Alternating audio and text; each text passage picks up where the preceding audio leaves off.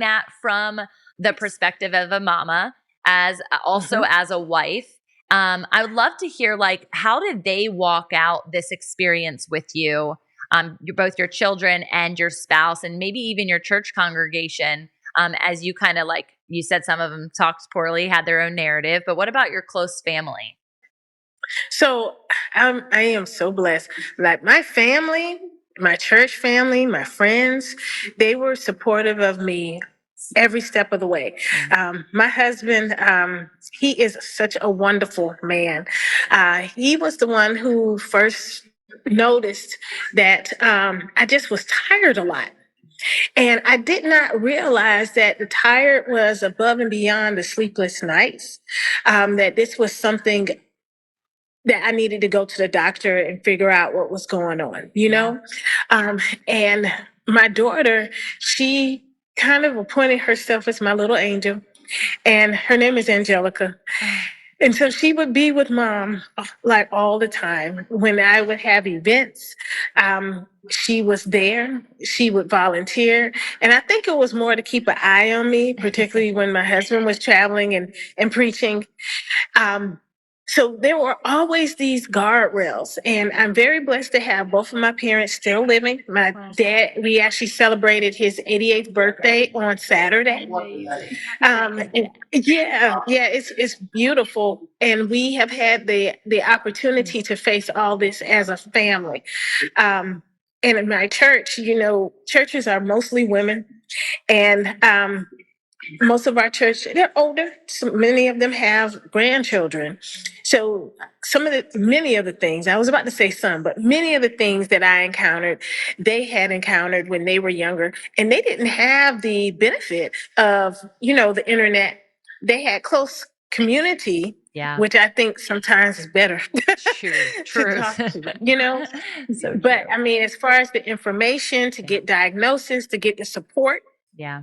and I'm just very, very grateful that they were there and they were so patient Mm. and prayerful for me. And So even now, crazy. you know, It's so good. yeah, And I do agree, like, it's the intimacy, it's the personal relationships that are also supportive and sustaining, and having prayer hmm, warriors on the other side of that, right? Like, that's the ultimate yes, healing process. Is like, you're yes, in prayer and petition, and so are they. And so that communal, yeah, just, it's a communal win when you see someone healed. It's a communal opportunity for the church to actually exist as the bride. I feel when there's true yes, celebration mhm, on behalf of everyone, right? When you go to a wedding, everyone, well, mostly, most people there are celebrating, right? And you're all on one yes, record, even if there's different perspectives and different people on either side of the family. And so I just think about how celebration in the church body is not often, it doesn't happen often. When someone has a personal revival, they're all like waiting for this big thing to happen. And God's like, there's little personal revivals happening every single yes, day. Can we celebrate yes, that? Can you celebrate my work? Otherwise, we're the yes, complainers we're just circling the wilderness. God, show up for me. God, really, manna again? Like, that is a miracle that manna fell from the sky. Are you kidding me?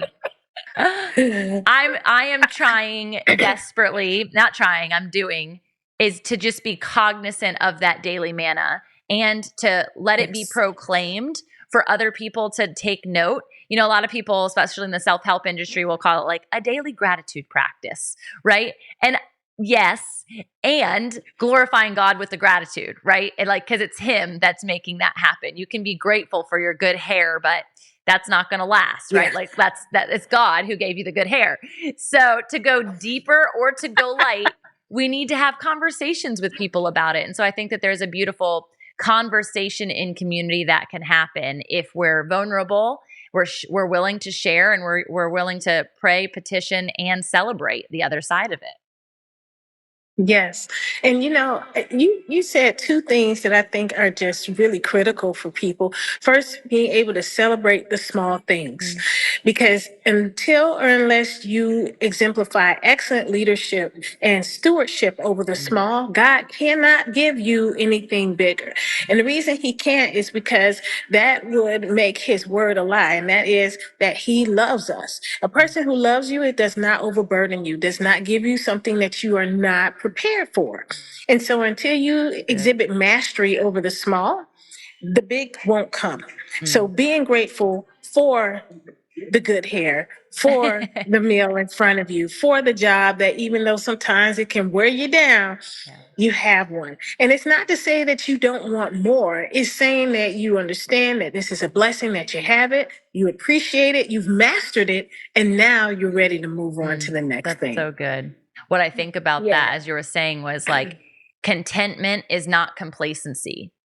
And I think Yes. it's good to be content, but in my contentment, my desires don't go away. My dreams don't Yes. get smaller because I'm content today, and the vision doesn't change, and the grandiose of that vision on where I am today. It's just really practicing presence and his presence in the midst Yes. of what we're offered, what we're gifted.